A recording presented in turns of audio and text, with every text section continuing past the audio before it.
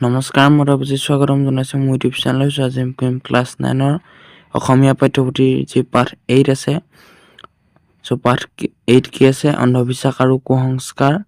পাঠটো কোনে লিখিছে? জয়ন্ত মাধৱ বৰা। তোমালোকে ভিডিঅ'টো লাইক কৰি দিবা আৰু চেনেলটো ছাবস্ক্ৰাইব কৰি দিবা। আজি কুৱেশ্যন আনচাৰ কেইটা ডিছকাছ কৰিম। তোমালোকে ক'ৰ পৰা চাই আছা ভিডিঅ'টো ক'বা। গতিকে ভিডিঅ'টো ষ্টাৰ্ট কৰোঁ। প্ৰশ্নাৱলী নৱম শ্ৰেণী ভাৱ বিষয়ক 1 নম্বৰ দিছে চমু উত্তৰ দিয়া। আমাক কি কৈছে? চমুকে উত্তৰ দিবলৈ কৈছে। ক দিছে উৰা বাতৰি মানে কি? প্ৰথম প্ৰশ্ন কি সুধিছে? উৰা বাতৰি মানে কি আমাক সুধিছে। আমি উত্তৰ লিখিম। যিবোৰ বাতৰি সত্যৰ ওপৰত প্ৰতিষ্ঠিত নহয় অথচ অজ্ঞতাৰ কাৰণে মানুহক উত্তেজিত কৰি তুলিবৰ বাবেই উদ্দেশ্যপ্ৰণোদিতভাৱে প্ৰচাৰ কৰা হয় আৰু চিন্তাশূন্য বিবেকশূন্য কিছু লোকে সেই বাতৰিক সত্য বুলি বিশ্বাসো কৰে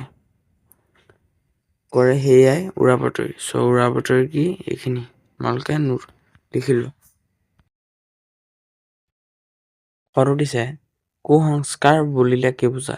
আমাক কি কৈছে? কুসংস্কাৰ বুলিলেনো কি বুজা সেইটো সুধিছে। আমি উত্তৰ লিখিম। যিবোৰ নীতি নিয়ম ব্যৱস্থা পৰম্পৰা এখন সুস্থ সমাজৰ পৰিপন্থী সমাজৰ গতিৰোধক হৈ থিয় দিয়ে সেইবোৰে কুসংস্কাৰ। তোমালোকে কুসংস্কাৰ এইটো লিখি দিবা, হৈ যাব। গটো দিছে অন্ধবিশ্বাস কুসংস্কাৰ পৃথিৱীৰ আটাইতকৈ গধুৰ বোজা। কথাষাৰ কোনে কৈছিল? আমাক কি কৈছে? অন্ধবিশ্বাস আৰু কুসংস্কাৰ পৃথিৱীৰ আটাইতকৈ গধুৰ বোজা। কথাষাৰ কোনে কৈছিল আমাক সুধিছে। আমি উত্তৰ লিখিম। অন্ধবিশ্বাস কুসংস্কাৰ পৃথিৱীৰ আটাইতকৈ গধুৰ বোজা। কথাষাৰ ডক্টৰ সৰ্বপল্লী ৰাধাকৃষ্ণনে কৈছিল। তাৰপিছৰ প্ৰশ্ন ঘ নম্বৰ কোনখন সন্ধিৰ পিছত আৰু কেতিয়া অসম ব্ৰিটিছৰ অধীনলৈ যায়? কোনখন সন্ধিৰ পিছত কেতিয়া অসম ব্ৰিটিছৰ অধীনলৈ যায়? আমাক সেইটো সুধিছে। আমি উত্তৰ লিখিম। 1826 চনত ইয়াণ্ডাবু সন্ধিৰ পিছত অসম ব্ৰিটিছৰ অধীনলৈ যায়। চনটো মনত ৰাখিবা 1826। নম্বৰ দিছে অসমলৈ আহি শদিয়াৰ সেমেকা জলবায়ুত মিছনেৰীসকল কেনেধৰণৰ ৰোগত আক্ৰান্ত হৈছিল? আমি উত্তৰ লিখিম। অসমলৈ আহি শদিয়াৰ সেমেকা জলবায়ুত মিছনেৰীসকল কলেৰা ৰোগত আক্ৰান্ত হৈছিল। 1 নম্বৰ শেষ আছে।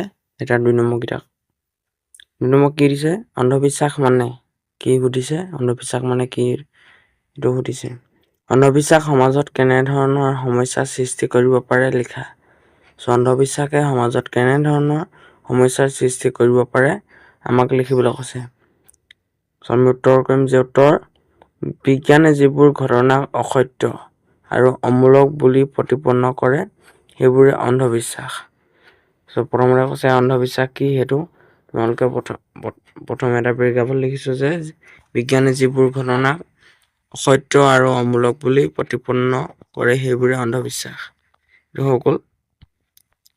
তাৰপিছত প্ৰশ্নতে যেনেকৈ দিছে অন্ধবিশ্বাস সমাজত কেনেধৰণৰ সমস্যাকেইটা সৃষ্টি কৰিব পাৰে সেইকেইটা লিখিবলৈ কৈছে। নেক্সট পেৰেগ্ৰাফত লিখিছো অন্ধবিশ্বাস আৰু কুসংস্কাৰে প্ৰেম মমতা মানৱতা আদি মানৱীয় অমূলকসমূহক আঘাত কৰি মানৱ সমাজত সমস্যাৰ সৃষ্টি কৰে। জনজীৱনক সুস্থ জীৱন ধাৰণৰ ব্যৱস্থাটোত বিপৰ্যস্ত কৰি সমাজক অশান্ত আৰু অস্থিৰ কৰি তোলে। এইটো 2 নম্বৰ প্ৰশ্ন। ভিডিঅ'টো ইমানতে সামৰণি মাৰিছো। নেক্সট ভিডিঅ'ত তাৰপিছৰ কুৱেশ্যন আনচাৰবোৰ তোমালোকক দি দিম। তোমালোকক Q&A ভিডিঅ' লাগে নি ক'বা। Q&A ভিডিঅ' এনেকৈ নহয় ডাইৰেক্ট ভিডিঅ' বনাম। তোমালোকে ভিডিঅ'ত কমেণ্ট কৰিবা আৰু ক'ৰ পৰা চাই আছা ক'বা।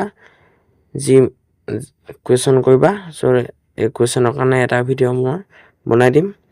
গতিকে চেনেলটো যদি নতুন আহিছা ভিডিঅ'টো ইমানলৈকে চালা গতিকে ভিডিঅ'টো লাইক কৰি দিবা আৰু কমেণ্টত ক'ৰ পৰা চাই আছা ক'বা।